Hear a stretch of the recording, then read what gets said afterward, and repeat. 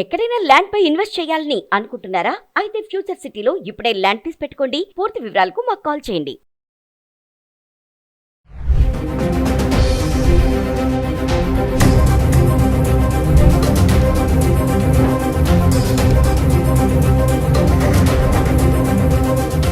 Hello viewers, welcome back to Suman TV. ప్రస్తుతం మనతో పాటు ఉన్నారు 20 years నుంచి అమెరికాలో ఉంటున్నటువంటి ఎంఎన్సీ ఎగ్జిక్యూటివ్ వీరభద్ర సార్ గారు. సార్తో మాట్లాడండి.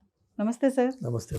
సార్, ఇప్పుడు H1B L1 వీసా ఈ వర్క్ పర్మిట్ని అంటే పొడిగించేందుకు ఆటో రెన్యువల్ ప్రాసెస్ అనేది ఒకటి ఉంది కదా. ఆల్రెడీ జో బైడెన్ తీసుకొచ్చారు దాన్ని ఇప్పుడు రద్దు చేస్తారు ట్రంప్ అనేది ఒక వార్త అయితే వినిపిస్తుంది. అంటే ఈ ఆటో రెన్యువల్, ఈ వర్క్ పర్మిట్, ఇది ఒక్కసారి దీని గురించి. ఆటో రెన్యువల్ అనేది చాలా విషయాల్లో వచ్చింది. ఎందుకు అంటే మీకు కోవిడ్ టైంలో చాలామంది రిమోట్ వర్క్ చేయడము, ప్రొడక్టివిటీ తగ్గిపోవడం వల్ల ఈ ఇమిగ్రేషన్ ఆఫీసర్స్ కానీ various other officers related to immigration ఏవైతే ఉన్నాయో వాటిలో విపరీతమైన బ్యాక్లాగ్స్ వచ్చేసాయి. సో దాంతో ఇంతకుముందు ఏదైతే ఒక ప్రాసెస్, ఒక అప్లికేషన్ 90 daysలో అయిపోవాలో అది 90 daysలో అవ్వట్లా. It's taking more time. Applicant ఏమో నాది 90 days అయిపోయింది, నాకు ఇంకా ఇన్ఫర్మేషన్ రాలేదని వీడు ఎంక్వైరీ చేస్తూ ఉంటాడు. దాంతో వాళ్ళు ఏం చేశారంటే ఫర్ సర్టెన్ కేటగిరీస్ నీకు ఆటోమేటిక్గా రెన్యూ అయిపోతుంది. ఆటోమేటిక్గా కన్సిడర్ ఇట్ ఈస్ ఎక్స్టెండెడ్. నీకు అడిషనల్ ప్రూఫ్ అక్కర్లా. నువ్వు అప్లై చేసావా అంటే H1 3 years అయిపోయింది, రెన్యువల్కి అప్లై చేసావు, అక్కడి నుంచి నీకేం వార్త రాలేదు, don't worry about it. Consider it is renewed unless we cancel or we come back. Consider it is renewed or it is extended for another period of 1 year.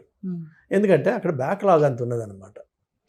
అదే అంటే అమెరికాలో ఎలా ఉంటుందంటే ప్రతి పనికి దెర్ ఇస్ SLAs ఉంటాయండి, standard expectation of when you will here back. అంత process oriented country అది.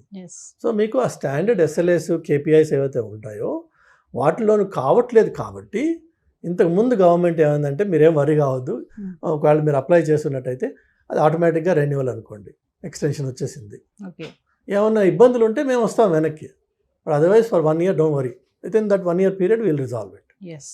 సో అది వాళ్ళ కన్వీనియన్స్ కోసం వాళ్ళు చేసుకుంది తప్ప it's not a favour to anybody. వాళ్ళ బ్యాక్లాగ్ని మేనేజ్ చేసుకోవడం కోసం వాళ్ళు చేసుకున్నారు. అది ఈయన వచ్చి తీసేస్తే వచ్చే కష్టం నష్టం మళ్ళీ వాళ్ళకే. ప్లస్ ఆయనేమో ఇప్పుడు ఏమంటున్నాడు, అడిషనల్ స్టాఫ్ని ఫెడరల్ గవర్నమెంట్లో హైరింగ్ ఫ్రీజ్ చేస్తున్నాడు. సో ఫ్రీజ్ చేసిన చోట నువ్వు ఈ ఆటోమేటిక్ రెన్యువల్ లేకపోతే it's going to be counterproductive. So అది చేయదు. అది most likely it's not going to happen. But దానివల్ల వచ్చిన నష్టం కష్టం రెండు లేవు అంటున్నారు. అంటే వర్క్ పర్మిట్ అంటే సార్ ఇన్ని డేస్ వరకు నువ్వు చేయడానికి ఉంటుందని ఏమన్నా పీరియడ్ ఆఫ్ టైం ఉంటుందా సార్ అక్కడ?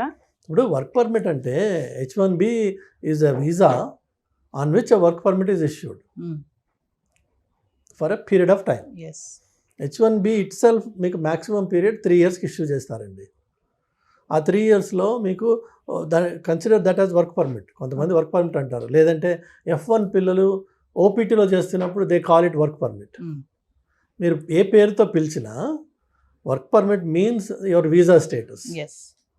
సో నాకు OPT 12 months అయిపోయింది, నేను మళ్ళీ 36 months ఎక్స్టెన్షన్కి అప్లై చేసుకున్నా, ఈ లోపు నాకు 90 daysలో వినిపించకపోతే నా పరిస్థితి ఏంటి? ఈ గాబరాలు ఉంటాయి మనకి. ఇలా నైనా వరి కావద్దు, నువ్వు అప్లై చేసావా, నీ దగ్గర రెసీట్ ఉందా, ఓకే యు ఆర్ సెక్యూర్, నువ్వు వరి అవ్వాల్సిన అవసరం లేదు. Consider it automatically extended. ఏదన్నా గొడవలు ఉంటే మేము వస్తాం, we will ask you for questions, otherwise will give you 90 days కాదు, మేబీ 150 daysలో నీ ఎక్స్టెన్షన్ నీకు వస్తుంది ఇంటికి. సో దానివల్ల జరిగింది ఏంటంటే it gives some assurance to the applicants. So work permit అనండి, మీరు OPT అనండి, F1 అనండి, H1 అనండి, ఇవన్నీ ఒకటే, డిఫరెంట్ నేమ్స్తో పిలుస్తాం తప్ప. అలాగా వేరే కూడా ఉన్నాయి ఫెసిలిటీస్, లైక్ EAD ఉంటుంది, లేకపోతే అడ్వాన్స్ పెరోల్ అని ఉంటుంది. I-140 వచ్చిన వాడికి H1 ఉన్నప్పుడు వాడు he has to apply for an advance parole to travel back and forth. లేకపోతే అడ్జస్ట్మెంట్ ఆఫ్ స్టేటస్ అంటాం సబ్సిక్వెంట్గా, ఎప్పుడైతే గ్రీన్ కార్డ్ వస్తుందో. అలా లేదా EAD అని ఉంటుంది. H1 ఎంప్లాయీస్కి స్పౌజెస్ ఎవరున్నారో భార్యలు, వాళ్ళకి ఎంప్లాయ్మెంట్ ఆథరైజేషన్ ఇస్తారు, అంటే నువ్వు వర్క్ చేయొచ్చు ఈ కంట్రీలో అని. ఇంతకుముందు ఉండేది కాదు. దానికి కూడా ఆటోమేటిక్గా రెన్యూ అవుతుంది, but you have to apply. ఈ ఆటోమేటిక్ ఎక్స్టెన్షన్ అన్నిటికీ అప్లికబుల్. ఇది ఆటో రెన్యువల్ అనేది ఇప్పుడు బ్యాన్ చేస్తా, అది అంత ఈజీ ఏం కాదంటారు. అది ఈజీ కాదు. అది ఎస్, మీరు ఒక పక్కన స్టాఫ్ని పెంచకుండా ఆ రెన్యువల్ని కట్ చేసేస్తే కెయాటిక్ అయిపోతుంది సిచ్యువేషన్. ట్రంప్ వచ్చినప్పుడు నుంచి చూస్తున్నాం కదా సార్, అంటే ఏదైతే ఎగ్జిక్యూటివ్ ఆర్డర్స్ మీద సైన్ చేశారో తను వాటిని బ్యాన్ చేయడం, కొన్ని వాటిని బర్త్ రేటే కానీ, ఇమిగ్రెంట్సే కానీ, పార్ట్ టైం జాబ్సే కానీ, ఇవన్నీ చూస్తుంటే మన ఇండియన్స్ అయితే చాలా భయపడిపోతున్నారు. అన్ఫార్చునేట్గా ట్రంప్ సైన్ చేసిన ఎగ్జిక్యూటివ్ ఆర్డర్స్ ఎందులోనూ కూడా ఒక బర్త్ రైట్ తప్ప ఎక్కడ ఆయన ఇమిగ్రేషన్ గురించి ముట్టుకోవాలా. మీకు అదే చెప్తున్నా, ఇప్పటిదాకా ఇంకా హి hasn't come to this topic. అదే మరి స్టార్టింగ్ నుంచే ఇల్లీగల్ ఇమిగ్రెంట్స్ పైన ఉక్కుపాదం ఉంది ట్రంప్కి అని అంటున్నారు కదా, ఎప్పటికైనా ఆయన వాళ్ళని పంపించేస్తారు తిరిగి. Illegal is illegal. ఎందుకు దాంట్లో మీకున్న ఏ హక్కు ఉందని చెప్పి మీరు నేను ఇక్కడ ఇల్లీగల్గానే ఉన్నాను నాకు ఇక్కడ ఉండని అని చెప్పి ఏ హక్కుతో అడుగుతారు మీరు? So illegal is illegal. All he's doing is enforcing the laws. మీరు ఒకవేళ వాళ్ళు అడిగితే కూడా కాంగ్రెస్ వీళ్ళని అంత ఈజీగా వదిలేసేది అందరినీ. కాంగ్రెస్ ఉంది, ప్రెస్ ఉంది, దే క్వశ్చన్ దెమ్. ప్రాబ్లం ఏంటంటే as an illegal immigrant in the country you have no rights. So ఒక రైడ్లో పట్టుకుని లేదా ఒక ట్రాఫిక్ స్టాప్లో పట్టుకుని లేదా ఒక వర్క్ ప్లేస్లో పట్టుకుని వాడిని పంపించేస్తే నీకు ఎలాంటి హక్కు లేదు. కాబట్టి you cannot defend your self and nobody else can come to your defence. అంటే ట్రంప్ చేసేది అంతా కరెక్టే, తప్పంతా మన వాళ్ళదే అంటారా? మన వాళ్ళు అందరూ ఉన్నారు, మన వాళ్ళే ఇల్లీగల్ ఎందుకు? మనం అది భుజాలు తట్టుకోవద్దు మనం. కానీ మన వాళ్ళు కూడా మంచి సంఖ్యలో ఉన్నారు. కాబట్టి ఈ birth right citizenship is one topic అండి. అంటే చాలా మటుకు ఎక్కడెక్కడైతే మీకు లాస్ ఉంటాయో లా బ్రేకర్స్ ఉంటారు. Plain and simple. 8th మంత్లోను 7th మంత్లోను క్యాజువల్గా అమెరికాకి టూర్కి వెళ్ళి ట్రావెల్కి వెళ్ళి 2 నెలలు ఉండి అక్కడ ఒక పిల్లాన్ని డెలివర్ చేస్తే వాడు ఆటోమేటిక్గా అమెరికన్ సిటిజన్ అయిపోయాడు. ఆయనకి ఆ టైప్ ఆఫ్ ఆపరేషన్ నచ్చదు. కానీ జనం చేస్తున్నారా లేదా? చేస్తున్నారు. ప్రాబబ్లీ కొంతమంది చేస్తున్నారు. ఈ చేస్తున్న వాళ్ళలో కొంతమంది ఇల్లీగల్ ఇమిగ్రెంట్స్ ఉన్నారు. అంటే లీగల్గా B1 B2 visit వీసాలో 7th month అమ్మాయిలు అమెరికాకి వెళ్ళిన కేసెస్ ఉన్నాయి. అలా కాకుండా ఆ గోడదూకి వచ్చిన కేసెస్ కూడా ఉన్నాయి. ఆయన అనేది ఏంటంటే నీ పేరెంటే గోడదూకి వచ్చాడు దొంగగా, అలాంటి వాడి పిల్లాడికి నువ్వు సిటిజన్షిప్ ఎట్లా ఇస్తావు?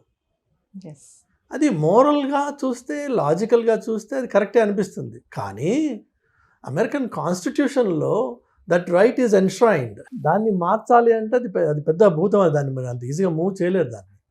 దాని వెనక కోర్ట్స్ సపోర్ట్ ఉంది, మీకు లా సపోర్ట్ ఉంది. సో బర్త్ రైట్ సిటిజన్షిప్ పక్కన పెట్టండి. H1B L1 ఈ విషయాల్లో ఆయన ఇప్పటిదాకా ఏమి టచ్ చేయలేదు. సో దాన్ని పక్కన పెట్టండి. F1 స్టూడెంట్స్ ఎవరైతే వచ్చారో వాళ్ళు వర్క్ చేయకూడదు. That the law. ఓన్లీ చదువుకోవడానికి వచ్చావు, నువ్వు చదువుకో. నీకు ఒకవేళ వీలైతే క్యాంపస్లో అవకాశం ఉంటే 20 గంటలు మ్యాక్సిమం వర్క్ చేసే అవకాశం ఉంటుంది. ఏదో లైబ్రరీలో కానీ లేదంటే టీచింగ్ అసిస్టెంట్గా కానీ అవకాశం ఉంటుంది. అది చేసుకో, make that additional money. But you are a student, be a student. ఇవి ప్లెయిన్ ఓల్డ్ సేమ్ థింగ్స్, ఏది మారలా. మీడియాలో ఏంటంటే ఈ హైప్ చేసేసేసి మన దొంగతనం పట్టుబడుతుంది కాబట్టి మనం వెంటనే భుజాలు తడివేసుకుంటున్నాం. ఎందుకంటే అది ఎంతోమందిని కష్టపెడుతున్న టాపిక్ అది. But it's a fact. It's a fact. Nothing new has happened since Trump came into office. It's just that he is enforcing the laws much more vigorously than anybody else has done in the past. అంటే ఉన్న rules ఇవన్నీ కాకపోతే కొంచెం strict చేస్తున్నారు అని అనుకోవచ్చు అంటారు. అన్నీ ఉన్నవే, కొత్తది ఏమి రాలా. ఇంకా వస్తుంది, ముందుంది ముసలి పండుగ, ఎప్పుడే లేదు. Thank you.